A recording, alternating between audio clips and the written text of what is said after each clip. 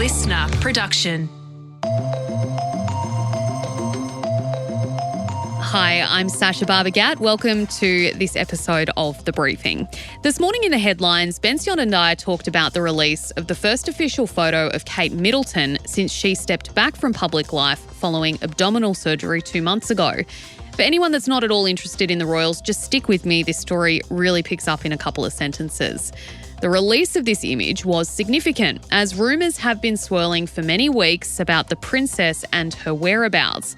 Online, people all over the world have been engaging excitedly in chatter that her stepping away from the public has stemmed from her marriage with William being on the rocks, or that she has a significant health crisis that is more serious than the palace is wanting to let on, that she had a Brazilian butt lift, or even that she might have died. The royals have staunchly held firm in their practice to never comment on these sort of conspiracies. The release of this photo overnight was aimed to prove that all is fine and Kate is well on her way to returning to royal duties by Easter, as told to us by the palace in January. But in an unprecedented turn of events, hours after the image was released, a number of major global news agencies announced they'd issued what's called a kill notice of the picture. Basically, they pulled it from their sites, claiming it had been manipulated by the source, which is Kensington Palace. AP, Reuters, Getty and AFP have so far issued the order, citing editorial concerns. We have never seen this before, especially with a royal image. And while we're in no way suggesting there is anything sinister going on, it is strange, especially when you factor in the secrecy of the royals and their unwillingness to comment on tabloid rumours. We also can't deny the fact that this latest development will only add fuel to the fire of the crazy conspiracies doing the rounds. It got us thinking, why are we so ready to engage in talk like this? How has the internet fueled conspiracy theories and those who believe them? And what will the impacts be of this unprecedented move by news agencies to axe an official royal photo? To explore these ideas, I'm joined now by Axel Bruns, a professor for the Digital Media Research Centre at Queensland University of Technology. Axel, thank you so much for your time. Look, what have you made of the recent conspiracies about Kate?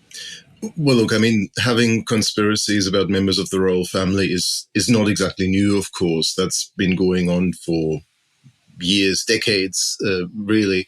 Of course, this has been probably further inflamed in recent times by the rift, clearly, between William and Harry. And, of course, the royal family has always been quite secretive about particularly the health of its members. So it's in some ways not a surprise that that void is filled by conspiracy theories as well. Look, let's talk about the photo. So for anyone who hasn't seen it, Kate's sitting on a chair outside at Windsor. She's got her 3 kids around her. They're all smiling. But people were quick to notice some Photoshop fails potentially. There were blurry parts of the image. Part of Charlotte's cardigan was missing. The ledge behind them looked really strange. It looked like it had an extra step where it didn't need one.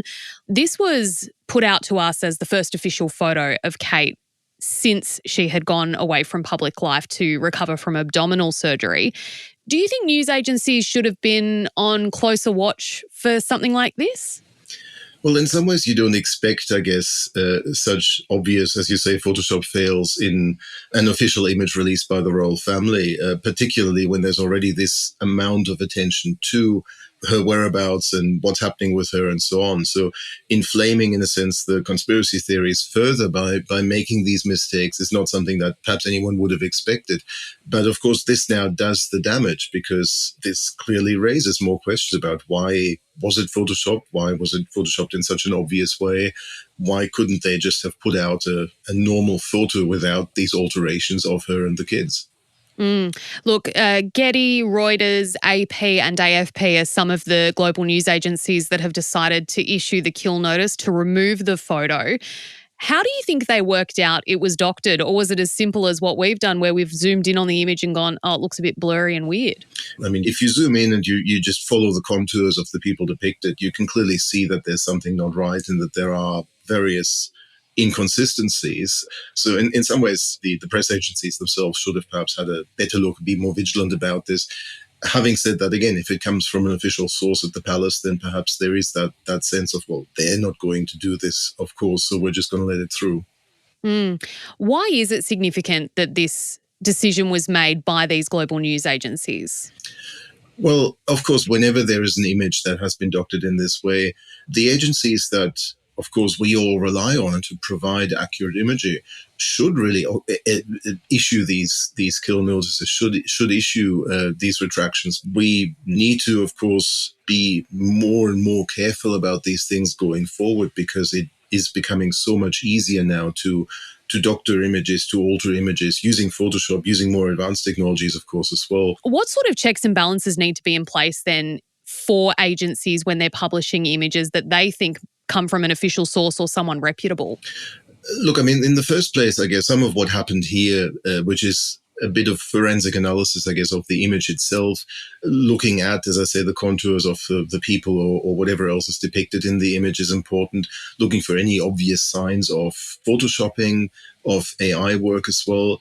The danger here, the difficulty is that, of course, this is getting more and more difficult to do because AI is getting so much better in creating very photorealistic images. Now, there are ways then to look at, of course, some of the other details, the metadata of the image, whether or not it was actually taken by a camera, or whether there's any other details embedded that show the provenance of the image, basically. That can also be faked, of course. So there isn't any silver bullet to detect any AI image accurately. We often have to look for inconsistencies, for the little telltale signs that perhaps the AI wasn't quite sure what to do with a particular part of the image. So it fudged things and it filled in things that are unlikely to be there. Often it has still problems with the number of fingers that people are meant to have. So you sometimes see AI-generated images where people have 6 fingers and so on. These are the sorts of signs that we can still look for. But even that, of course, will gradually disappear as these tools get more and more sophisticated in what they do. So people have been really invested in theorising about Kate and what's happened to her, and they go from funny to outright scary and pretty worrying for people to be engaging with those ideas online. Look, given how legitimate these news agencies are, do you think this will just add fuel to their fire, that something is actually happening in their mind? Very much so, yes. I mean, in some ways, the Palace has been caught circulating an image that clearly was photoshopped. So, of course, the first question for a lot of conspiracy theorists will be, well, why are they doing this? Couldn't they just circulate a real image of Kate with the kids? What was the need to go to that trouble to alter this image or fake this image potentially? So, yes, this is more grist to the mill. This is more fuel to their fire. And in the past, of course, when the Palace would have said, okay, one of the royals is ill, we ask everyone to remain patient until there's official information.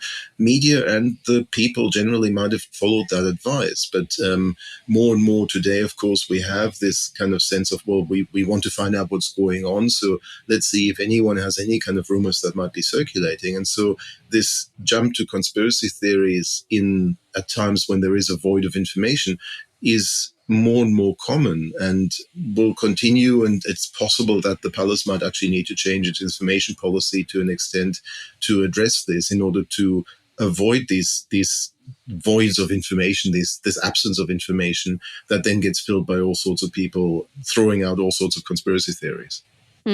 What's the media's role in this? I mean, how much should we be engaging with the idea of these conspiracy theories, or is it better to report on the facts, leave the rest to people to talk about online? We need to make sure that the media don't fuel some of these, particularly the more outlandish conspiracy theories. It is important, as in this case, to report about the fact that an image was put out and then retracted by the image agencies. Not to report about that would also be a disservice, I think, to audiences. But at the same time, yes, the media don't need to report about every last conspiracy theory about Kate being abducted by aliens or whatever else it might be. That doesn't help. Saying, okay, she hasn't been seen for quite a long time in public, and that's because she's undergone a medical procedure. The Palace has been very quiet about it, and that's because that's their standard operating procedure. All of that is perfectly fine, but then there is really no need. And of course, this goes particularly to some of the tabloid journalism that engages in this much more than quality outlets. There is no need to further inflame conspiracy theories by reporting on every last one of them. So a little bit of calm and a little bit of kind of stepping back from that and actually just reporting about the facts, I think, would be very, very welcome here. The way we engage with conspiracy theories and theorists has, I think, evolved over the years. You compare it to let's say 9/11 truthers who had these dodgy looking forums on the internet. It was the early 2000s, so it was different to now. Now, if you're on social media, I'm an avid TikTok user and I love reading comments, especially on stuff like this, because I find it really interesting to see what people are saying. And the way people talk about the conspiracy theories online is like it's fact, like there's no question. And then you get people going, oh yeah, and then they then report it to their friends and their social circles as fact as well.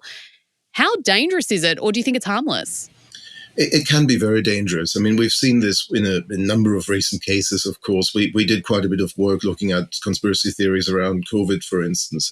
And there, of course, the stories about wonder drugs, like hydroxychloroquine or whatever else, actually cost lives ultimately. They led people to take unproven medicine and that had very severe negative effects on them, or it led people not to get vaccinated, and that had very severe effects on them as well. So in some cases, it can be very, very much life and death, of course.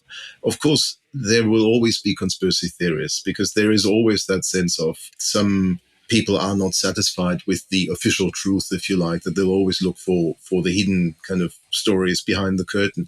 What happens, though, is that very often these conspiracy theories only reach a larger audience once they get amplified by tabloid reporting, more recently also particularly by celebrities themselves who get involved in some of this. So very often now it is actually people who have a reach, who are influential, who are influencers on social media, of course, who are promoting some of these conspiracy theories. And that's when they take off, and that's when they reach large audiences and actually have a very significant damaging effect. So that's, I think, something that we need to be a lot more cautious and careful about. Yeah, look, I mean, you wouldn't think there'd be much sinister behind the rumours about Kate, but as you said, engaging in this can lead down pretty dangerous paths. So a good word of warning at the end there. Axel, thank you so much for your time today and for chatting with us on The Briefing. No worries. Thank you. That was Axel Bruns speaking with me there. And that is all we have time for today. Thank you so much for listening. As always, please get in touch with us on Instagram with your thoughts and your ideas. Just search The Briefing Podcast. And while you're there, give us a follow. I'll be back with you tomorrow morning at 6 with the headlines. See you then.